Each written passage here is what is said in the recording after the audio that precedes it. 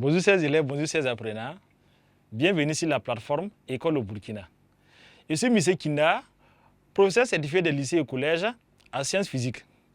C'est toujours un plaisir pour nous de vous retrouver pour parcourir le cours de sciences physiques ensemble. Nous avons parcouru en chimie la partie chimie générale du premier chapitre jusqu'au chapitre 6 et nous sommes maintenant dans la partie chimie organique. On a vu les alcools au chapitre précédent. Et nous poursuivons dans ce chapitre maintenant, au chapitre 8, sur l'oxydation des composés organiques oxygénés.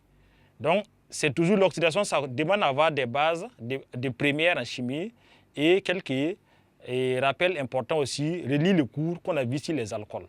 Donc, ça va consister essentiellement à faire l'oxydation des alcools. Donc, l'apprenant doit connaître ce qu'est qu'un alcool et comment écrire ces formules semi-développées. Donc, chapitre 8.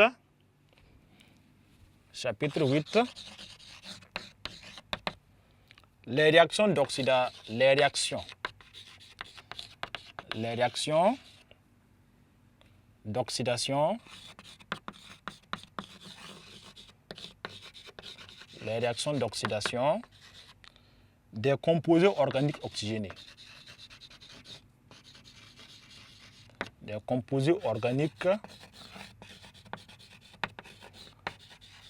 oxygénés.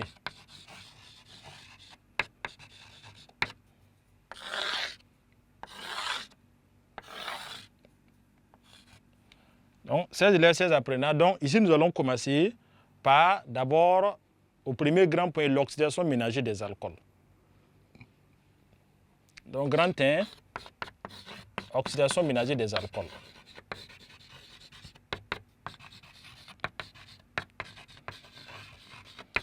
Oxydation ménagère des alcools. Donc, l'oxydation, ce sont des réactions qui portent sur les alcools. Des réactions à l'issue desquelles l'alcool va subir une transformation. Et cette transformation-là, il va se transformer principalement en aldéhyde, en cétone ou bien en acide carboxylique. Donc, nous allons voir quelques types d'oxydation.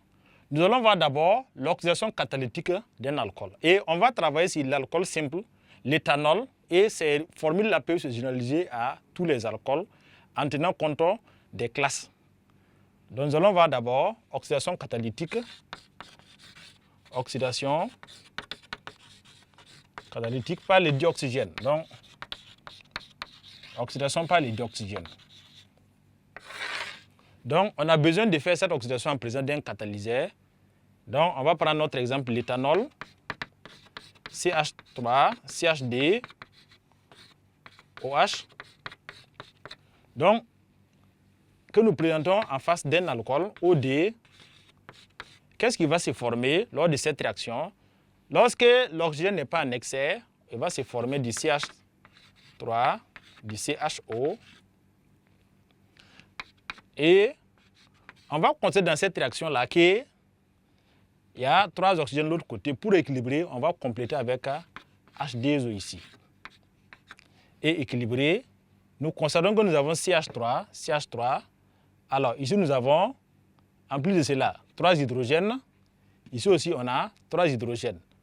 L'oxygène, on a 2 oxygènes ici. Et ici, on a 1 plus D.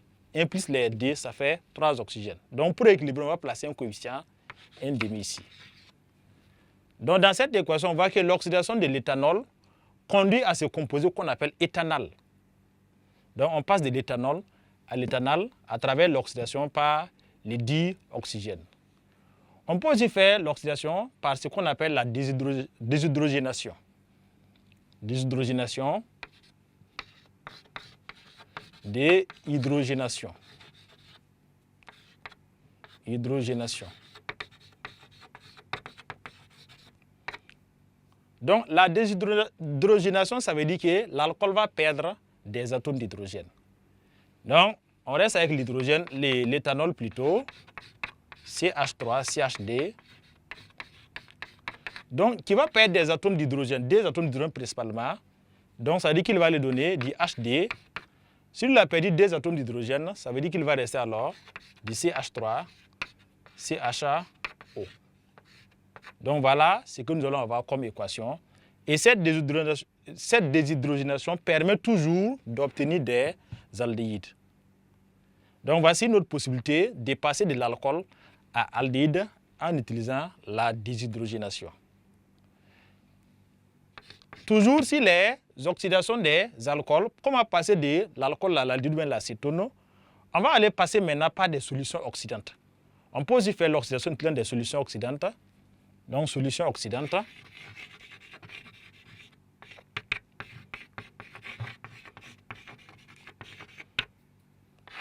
Les solutions oxydantes utilisées principalement, en clair terminal, sont les solutions de dichromate de potassium et ainsi que permanganate de potassium.